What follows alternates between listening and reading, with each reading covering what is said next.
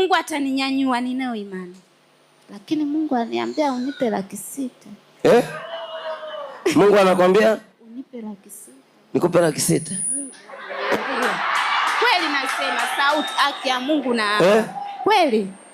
Mungu amekwambia saa ngapi? Ameniambia sasa hivi. Sasa hivi. Kwamba madhabahu haya akuongezea 100,000. Ndio Mungu alivyokuambia. Mimi sidanganyi, ni kweli. Sidanganyi. Jamani, anasema Mungu amemsemesha sasa hivi kwamba yani sio uongo. Nipe 600,000. Kweli. Sidanganyi, wewe ni mtumishi, unaona na unajua shida za watu. Nadhani umeshaona. Kwa hiyo Mungu amekusemesha sasa hivi? Sasa hivi. Na yule aliyekwambia mwanzoni kwamba nikupe 500,000 ulikuwa ni wewe?